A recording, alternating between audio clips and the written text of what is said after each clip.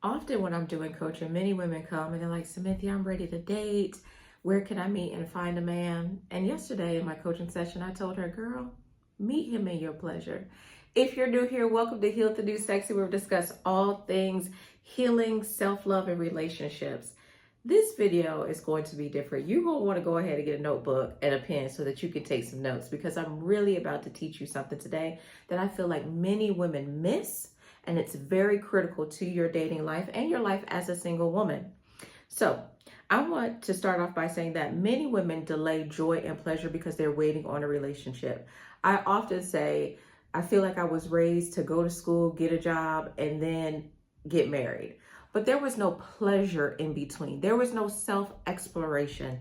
And this video is really going to be about that. If you are a single woman, you really need to be living a life full of passion and full of pleasure.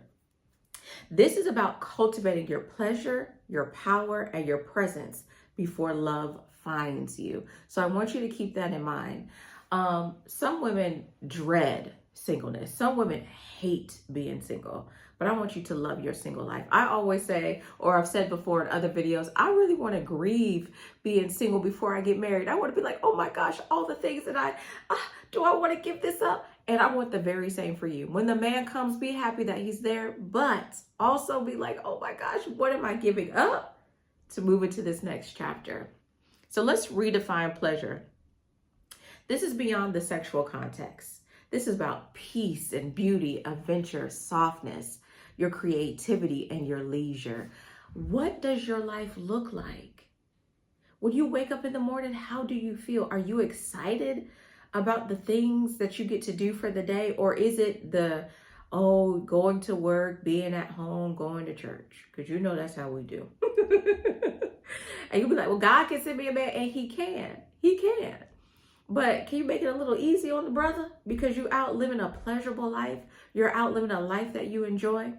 One activity I gave my coaching client yesterday is I told her, I said, go to ChatGPT and ask ChatGPT if I were Lori Harvey, because I love her, and I wanted to add more pleasure in my life, what would it look like? I know Lori Harvey lives a life of pleasure. I know she lives a life of leisure. I know she takes really good care of herself, and I've never met her. I know she goes after her passions. But the question is, are you? Are you going after your passions? Are you going after what gives you joy? Many of us have been conditioned to delay pleasure until love, marriage, or motherhood. Many women are waiting for a man to give them the soft life versus giving themselves the soft life. Many women are the first diamond you have shouldn't be because a man gave it to you. If you like diamonds, what do they say? Diamonds are a girl's best friend. You should be going out and purchasing you some diamonds. Diamond earrings or a ring or a necklace. What's a major accomplishment that you want to celebrate? Go get yourself some diamonds. I don't care if it's from Walmart. Walmart sell diamonds. Sam's Club sell diamonds. Costco sell diamonds. But bring yourself pleasure. And I'm just using that as an example because many women wait on men to create a pleasurable life for themselves versus doing it for yourself. Another thing that you could do is go back and look at your life in the happiest moments. What were you doing?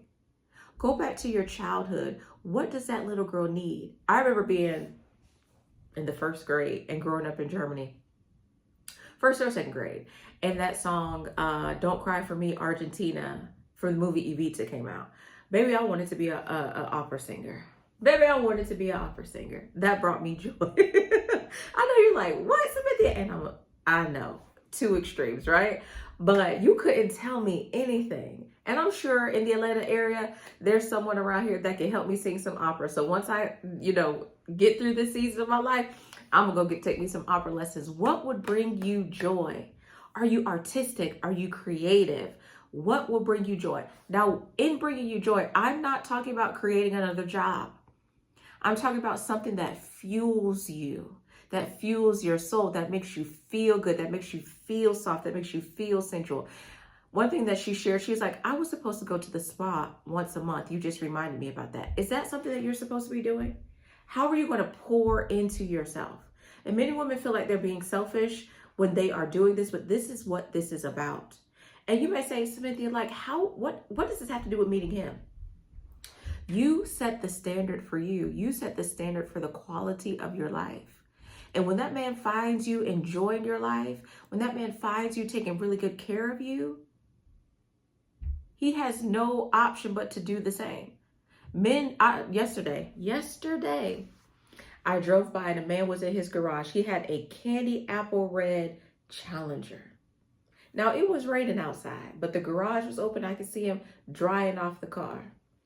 When I tell you I don't even like Challengers, but that candy apple red it matched my nails. I may need to go. Let me stop, right?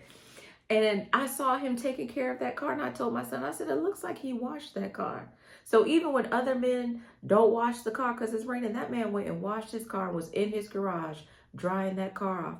It shows the care that he had for that car. When you show up with passion and pleasure in your life, you're going to show that man the care that he needs to apply in order to be with you. All right? Let me let you know that pleasure isn't a reward for being chosen. It's your birthright. We are moving from this idea and concept that we get all of these benefits in marriage. No, there's benefits in being single. And one of them is that you get to create your life the way you want your life to be, and you get to live it boldly and unapologetically. So why you need pleasure before you meet him? You become magnetic when you're grounded with joy. Joy just draws people in. I remember having a coaching client a couple of weeks ago named Dee. Hey, Dee. And when I turned on the camera and saw her beautiful face, oh my gosh, she has such a beautiful spirit. She has such a beautiful spirit.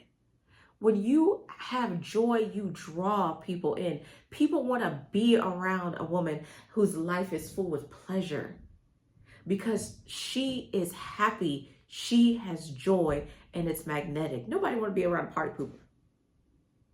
No. But a woman whose life is full of joy, you could be fighting the men off. You could be like, listen, it's 7 days in a week. And it's 7 days in a week. There's 85 of you guys. I can only eat 21 times a day. Not a day, 21 times in the week. Breakfast, lunch, and dinner. I'm going to have to rotate y'all. Because joy is contagious. It is. You attract aligned love when you're already living aligned. Could it be that the man that you are waiting on is waiting on you because you haven't become the version of yourself that enjoys your current life? I think a lot of women, I'm going to say something. A lot of women put a lot of pressure on men because we're waiting for them to create lives for us that we have the ability to create for ourselves.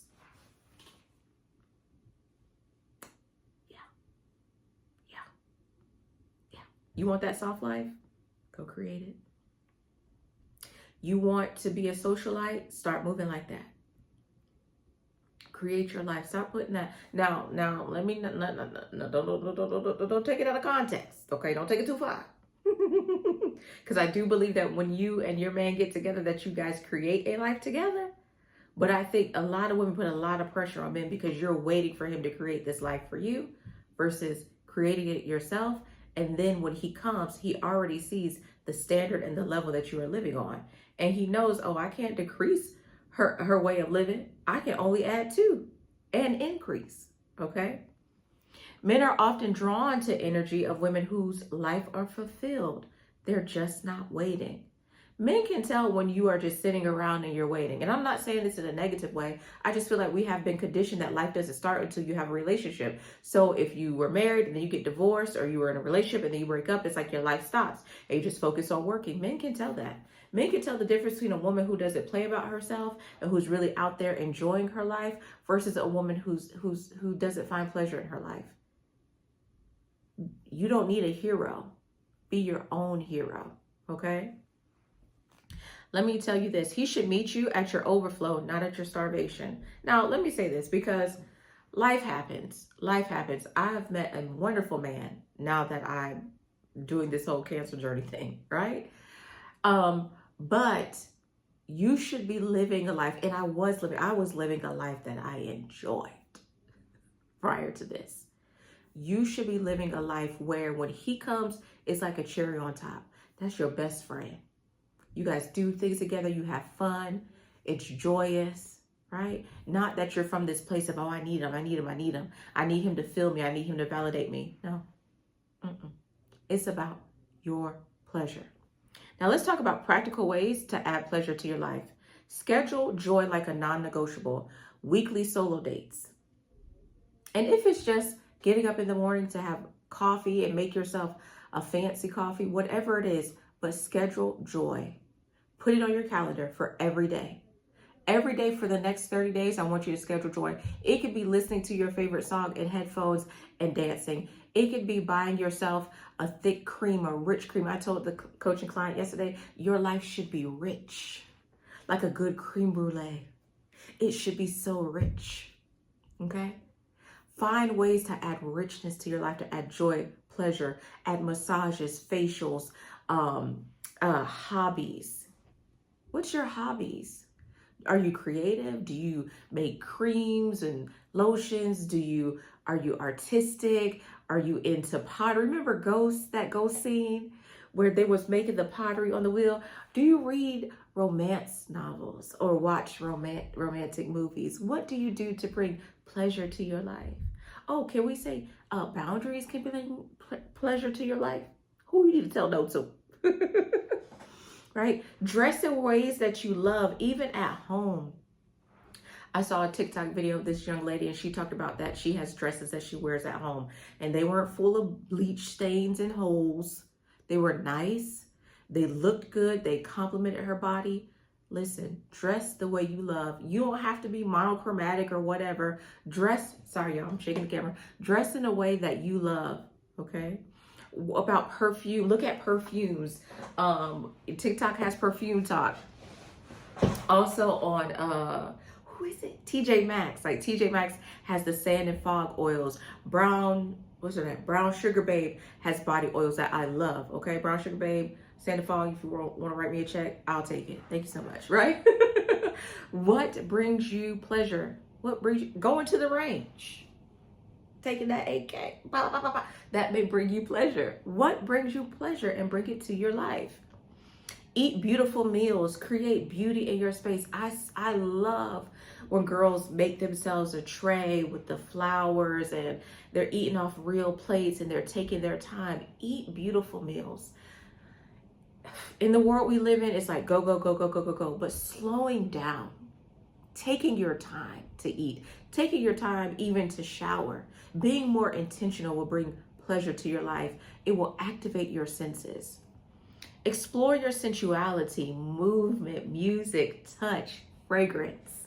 Create experiences, not just outcomes. One thing about the women I work with, they are successful, they are high achieving, they know how to get things done. And I love it. But I want you to have more experiences. I want you to light the candle and read the book. I want you to get up early and watch the sunrise or watch the sunset while you're drinking a glass of wine. I want you to cook meals that feed your soul while you dance to R&B music. I want there to be so much pleasure in your life. I want you to live a life that's so passionate that when that man comes, it's just overflow. Okay? Let's talk about, let me warning. To my eldest daughters, I'm gonna do a video about that. And my girls that grew up as a people pleaser, I may step on your toes, but I'm doing it in love. I'm doing it in love, okay? One thing that many, especially if you fit in those two categories, you have been taught to serve. You haven't been taught to receive.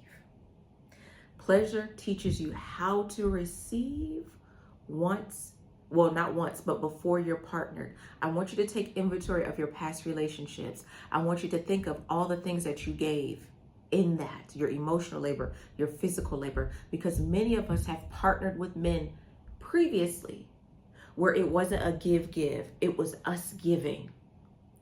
But when you are living a life where that man is going to meet you in your pleasure, you're sitting back and you're waiting to receive. And you're pretty too. You're so pretty, girl. You're so pretty. You're sitting back and you're waiting to receive. You're waiting. You're not just showing up, giving. You're waiting to receive, and you're okay with receiving. You're not. He says, "Oh, you don't have to do that for me. Oh, you don't have to do that. You've let go of the idea that you have to be low maintenance. Matter of fact, you've also let go of self-neglect, because many of us, because of our childhood, we're taught that our needs were important, and we were taught to do everything on our own. So when a man shows up and he wants to do for you, oh, you don't have to do that. Oh, you don't have to do that. Oh, you don't have to. So you're teaching him that he doesn't have to take care of you. Sorry, but you did. It's your fault. You taught him that. Right? If you can't receive from you, you're only going to block it from him and others. Let people take care of you. Let people show up for you.